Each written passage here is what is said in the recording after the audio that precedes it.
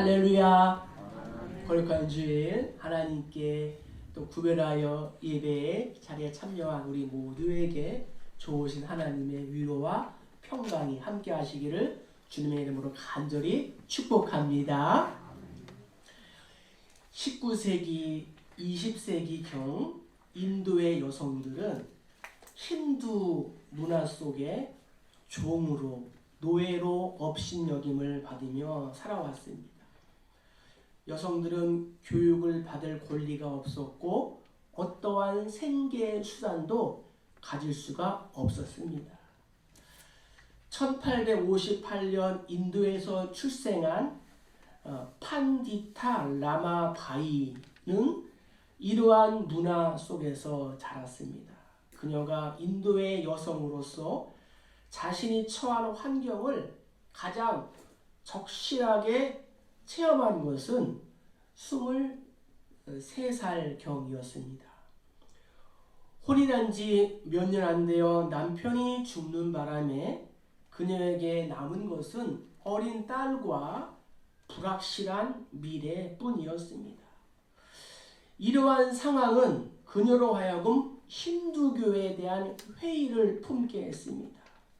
그래서 그녀는 자신에게 희망찬 미래를 보장해 줄 수 있는 참된 신을 찾기 시작했습니다. 수년 동안 그렇게 보낸 끝에 그녀는 예수 그리스도를 만났고 마침내 자신의 구주로 영접하게 되었습니다. 1889년 31살의 그녀는 고아들과 가난한 여성들을 위한 쉼터인 샤단을 세웠고 얼마 후에는 구원을 의미하는 묵티라는 쉼터도 설립하였습니다. 여성 해방을 이끈 인도 기독교의 지도자였습니다. 이러한 기간을 통하여 그녀는 고아들과 또 여성들에게 음식과 옷, 휴식과 또 교육, 직업 훈련 등 여성들이 누릴 수 있는 여러 가지 기회를 제공하였습니다. 그녀는 이렇게 고백합니다. 우리는 결코 부하거나 위대하지 않습니다. 하지만 하나님께서 날마다 우리에게 필요한 양식을 주시기에 감사할 따름입니다. 우리의 필요 이상은 조금도 받지 못하고 수입도 전혀 없지만 우리에게는 우리가 온전히 의지할 수 있는 하나님이 계시기에 두려움이 없습니다. 라마바이는 1922년 66세로 생을 마감했지만 그녀의 사역은 오늘날까지 의인의 웅변으로 우리에게 전해지고 있습니다. 제3세계 출신 여성 기독교인이 이루어낼 수 있는 최고의 업적을 남겼습니다. 고대의 유대인 랍비들은 아침에 일어나면 3가지 기도를 한다고 합니다. 첫째는 내가 이방인으로 태어나지 않은 것을 감사합니다. 둘째는 내가 종으로 태어나지 않은 것을 감사합니다. 셋째는 내가 여자로 태어나지 않은 것을 감사합니다. 세상에 우리나라에도 양반, 중인, 평민, 백정이라는 시대를 살아왔습니다.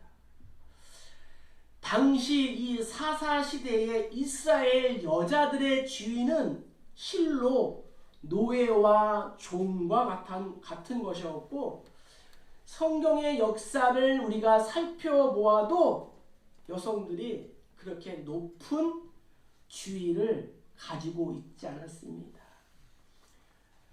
오병이어로 5,000명을 먹이고 12바구니가 남았지만 여자와 어린아이 외에는 또 7병이어로 4,000명을 먹이고 7광주리가 남았지만 여자와 어린아이 외에는 이렇게 기록하고 있습니다. 여성들은 역사적으로 참으로 심각한 차별을 받아 온 이러한 사회의 문화적인 배경에서 하나님이 전혀 상상하지 못할 한 사람을 세우셨습니다. 그 주인공이 바로 드보라와 야엘입니다. 드보라는 이스라엘에서 유일한 여자 사사로 사역을 감당했습니다. 그리고 오늘 본문에 또 다른 여성 한 명이 등장하고 있습니다. 오늘 우리가 말씀을 통하여 하나님의 뜻을 깨닫고 또 도전받는 그러한 귀한 시간 되시기를 주님의 이름으로 간절히 축복합니다. 자, 먼저 우리 17절을 다 같이 한번 읽어보겠습니다. 시스라가 걸어서 도망하여 겐 사람 헤벨의 아내 야엘의 장막에 이르렀으니 이는 하솔 왕 야빈과 겐 사람 헤벨의 집 사이에는 화평이 있습니다. 2절도요. 시작. 여호와께서 하솔에서 통치하는 가나안 왕 야빈의 손에 그들을 파셨으니 그의 군대 장관은 하로셋 학고임에 거주하는 시스라요. 첫째, 하나님의 뜻은 이 시스라는 하나님의 도구에 불과하다라고 성경은 말씀하고 있습니다. 시스라는 이방 하솔 가나안 왕 야빈, 이름도 야비예요. 야빈. 그 야빈의 군대 장관이었습니다. 그는 철병거가 900대, 즉 탱크를 900대 앞세운 대규모의 병력을 가지고 이스라엘을 학대하며 탄압해 왔습니다. 그가 이스라엘을 괴롭혔다는 것은 하나님을 괴롭게 하였다 하는 것과 같은 말입니다. 이스라엘은 자신들의 범죄로 하나님의 징계를 받지만 그렇다고 징계하는 자들이 결코 의로운 것은 아닙니다. 오히려 하나님은 이스라엘의 대적을 하나님의 대적으로 판단하십니다. 하나님은 자신의 범죄로 인하여 고통을 당하고 있는 이스라엘 백성들을 불쌍히 여기시고 그들을 구원하시기로 작정하십니다. 그래서 이스라엘을 학대하고 있는 이 가나안 왕 야빈과 시스라를 치기로 하신 것입니다. 그래서 우리가 지난주에 살펴본 것처럼 결국 전쟁에서 이 시스라는 기손강에서 드보라와 바락이 이끄는 이스라엘에게 대패하고 말았습니다. 그는 병거에서 내려 도보로 도망쳐 겐 사람 헤벨의 아내인 야엘의 장막에 피하게 되었습니다. 이 야벨의 남편인 이 헤벨은 하솔 왕뿐만 아니라 그 나라의 유력한 지도자들과도 잘 알고 있을 만큼 친분이 있는 집안이었습니다. 그러나 사실은 자신의 족속을 보호해주고 땅을 기업으로 준 이스라엘과 이방 나라인 가나안 사람들 사이에서 줄다리기를 하며 이중적인 삶을 살고 있었습니다.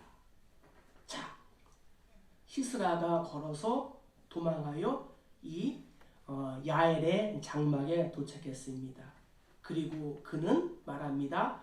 하솔 왕 야빈과 겐 사람 헤벨의 집 사이에 화평이 있으리라. 자, 이에 헤벨의 아내인 야엘이 나가서 시스라를 영접하며 말합니다. 나의 주여 들어오소서, 내게로 들어오시고 두려워하지 마소서. 시스라가 그 장막에 들어가니 야엘이 이불로 그를 덮으니라 라고 성경은 말씀하고 있습니다. 자, 야엘은 먼저 사려가 깊은 여자였습니다.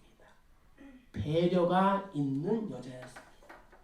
야엘은 시스라를 안심시키며 따뜻한 우유와 잠자리를 제공하는 등 최상의 접대를 베풀었는데 이것은 결정적으로 시스라가 안심하고 방심하도록 만든 계기가 되었습니다.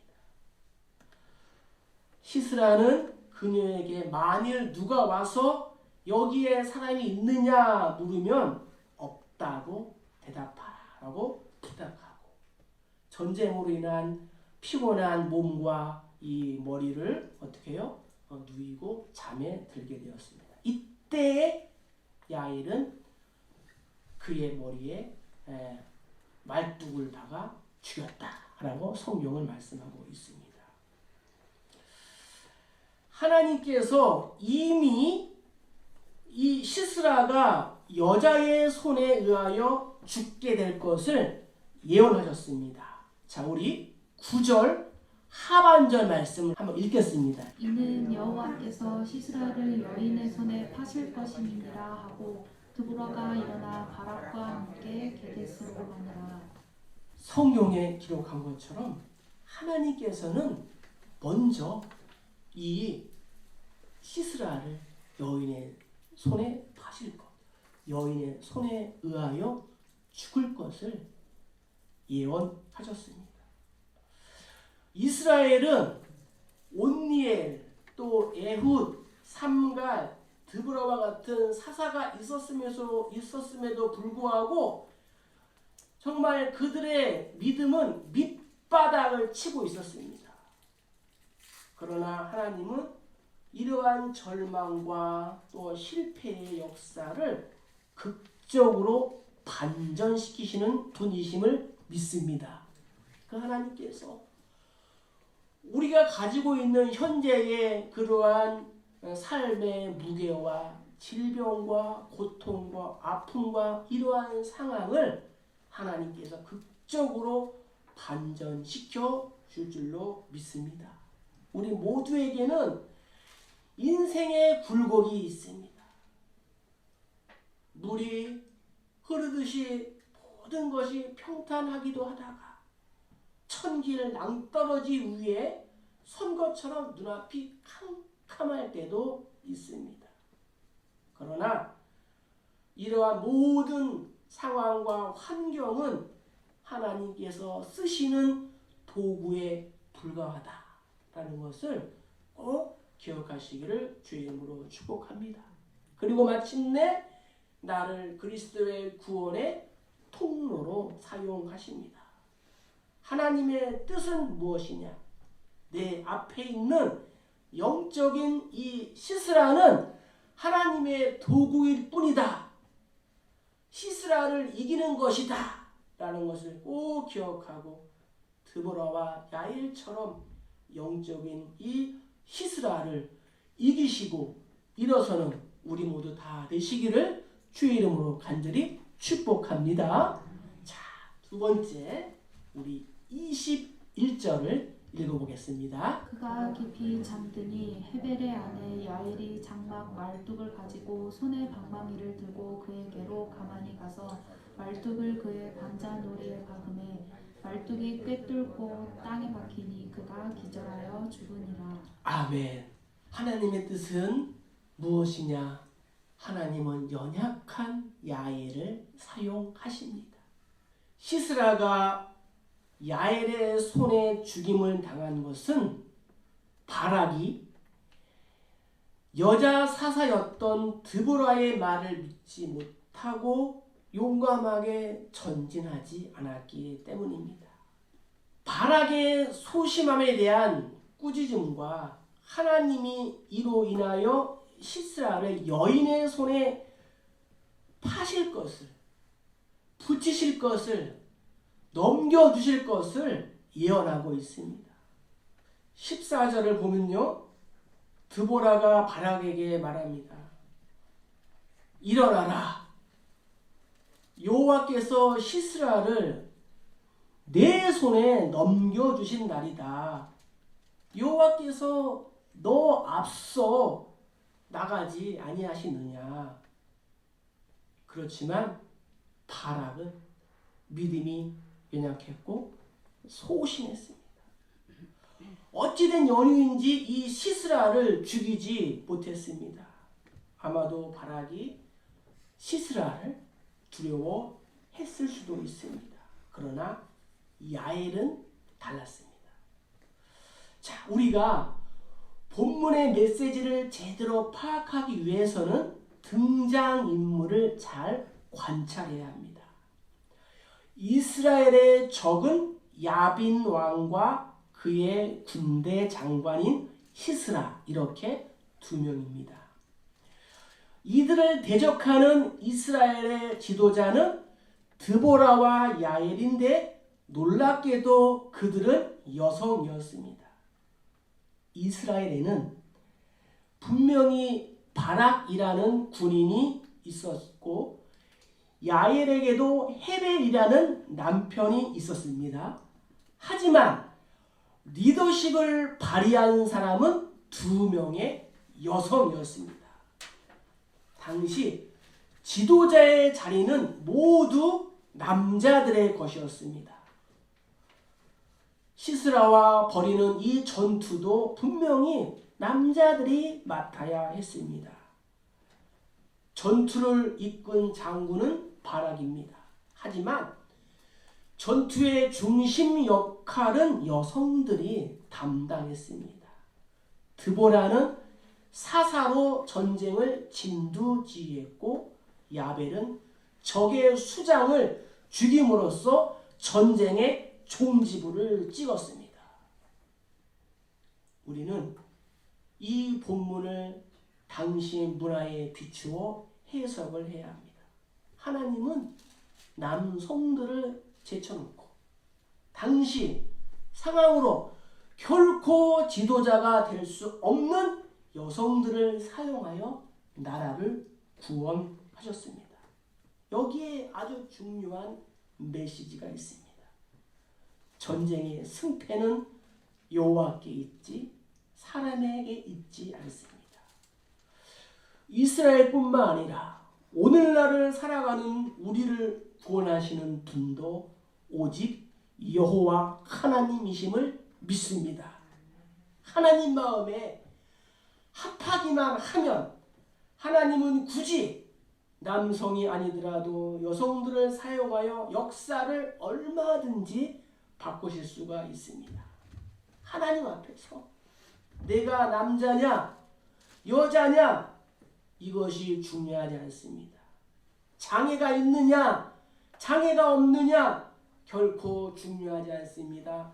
가문이 좋으냐 가문이 나쁜가 전혀 문제가 되지 않습니다. 하나님 보시기에는 출신과 재능과 배경은 중요하지 않습니다. 지도자는 태어나는 것이 아니라 만들어지는 것이기 때문입니다. 야엘은 어떠한 경로를 통해서였는지 이 시스라를 죽이는 것이 하나님의 뜻인 것을 알았습니다. 아마도 많은 세월 동안 이스라엘이 시스라에게 학대와 괴로움을 당한 것을 알고 보고 있었을 것입니다. 더구나 하나님의 뜻을 분명하게 구별하는 그러한 지혜가 이 야엘에게는 있었습니다. 야엘은 오래전부터 알아왔던 남편과 또 우리 집안과 이방 사람들의 집안, 인간적인 그러한 면보다는 하나님의 뜻을 먼저 중요하게 여겼습니다. 마치 라합이 오래전부터 알아왔던 그 나라와 백성들 대신에 하나님과 하나님의 백성을 따른 것과도 똑같은 이치입니다. 사랑하는 성도 여러분, 우리가 인간적인 것보다도 또 하나님을 우선할 때에 하나님께서 우리의 모든 것들을 풍성하게 채우고 인도하여 줄 줄로 믿습니다. 따라서 이 야엘의 행위는 하나님의 뜻과 명령을 쫓아 행한 순종이었던 것입니다. 그래서 야엘은 하나님 말씀에 철저하게 순종한 순종의 사람이었습니다. 자, 야엘은 하나님의 편에서 행동했습니다. 이것이 하나님 절대 의존적인 신앙으로만 가능한 것입니다. 비록 여자였지만 겁내거나 주춤하지 않고 두려워하지 않고 하나님의 편에서 순종했습니다. 사랑하는 성도 여러분, 겐사람 헤벨의 아내는 가정주부였어요. 장막 속에 살아가고 있는 일개의 촌부였습니다. 그런 보잘것이 없는 한 유약한 여인이 전쟁터를 누비며 살아왔던 이 한나라의 군대 장관을 말뚝으로 못을 박아 죽였습니다. 이것은 하나님 절대 주권에 대한 야엘의 믿음이다라는 것을 꼭 기억하시기 바랍니다. 그래서 신앙은 말이 아니라 행동으로 순종하는 이 행위로서 증명이 되는 것입니다. 야고보는 말합니다. 영혼이 없는 몸이 죽은 것 같이 행함이 없는 믿음은 죽은 것이다. 야엘은 출전 자격도 없고 전쟁의 경험도 없는 여자였지만 여호와께서 그 내면의 중심에 흐르고 있는 신실한 신앙을 보시고 그녀를 이스라엘 승리의 주역으로 삼으신 줄 믿습니다. 자, 그래서 드보라가 이 야엘을 이렇게 축복합니다. 자, 우리 한번 읽어보겠습니다. 사람 헤벨의 아내 야엘은 다른 여인들보다 복을 받을 것이니 장막에 있는 여인들보다 더욱 복을 받을 것이로다. 아멘. 드보라의 이 예언처럼 야엘은 당당하게 구원의 역사의 무대에 주인공으로 등장하게 됩니다. 하나님, 드보라와 야엘을 들어 사용하신 하나님의 뜻은 오늘 우리도 그렇게 하나님 구원의 역사의 그러한 무대의 주인공으로 우리를 사용하시기를 원합니다. 우리 모두 드보라와 야엘처럼 하나님의 부르심에 아름답게 쓰임받는 저와 여러분 되시기를 주의 이름으로 축복합니다. 자, 이제 마지막으로 22절과 23절을 읽어보겠습니다. 바락이 시스라를 추격할 때 야엘이 나가서 그를 맞아 그에게 이르되 오라 내가 찾는 그 사람을 내가 내게 보이리라 하매 바락이 그에게 들어가 보니 시스라가 엎드려져 죽었고 말뚝이 그의 관자놀이에 박혔더라. 이와 같이 이날에 하나님이 가나안 왕 야빈을 이스라엘 자손 앞에 굴복하게 하신지라. 아멘. 마지막으로 오늘 말씀을 통하여 저와 여러분들에게 들려주신 하나님의 말씀은 하나님의 뜻은 드보라와 야엘처럼 시스라의 죽음은 하나님의 뜻이었습니다. 야엘로 하여금 자기에게 도피해 와서 지쳐서 잠에 골아 떨어진 그러한 자를 죽이도록 한 동기는 무엇이겠습니까? 야엘은 시스라의 생명을 취하시려는 하나님의 뜻에 순종한 것입니다. 그의 행동은 철저히 하나님의 역사하심에 따른 믿음의 행동이었습니다.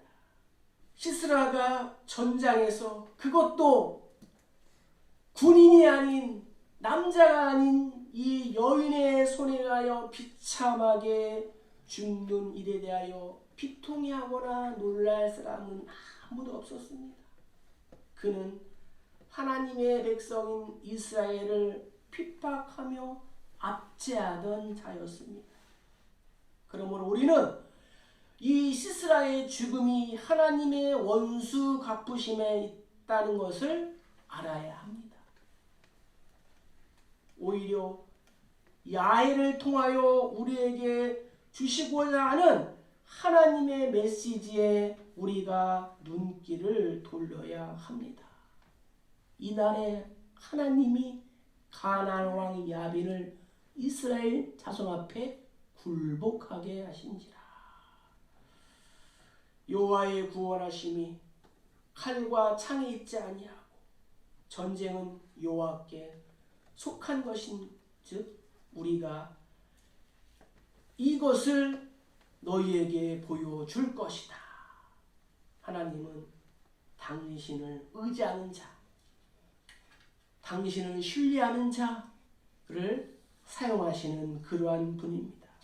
따라서 우리 모두가 범사에 하나님의 뜻에 순종하고 승리하는 이 야엘과 같은 믿음의 사람이 다 되시기를 주의 이름으로 축복합니다.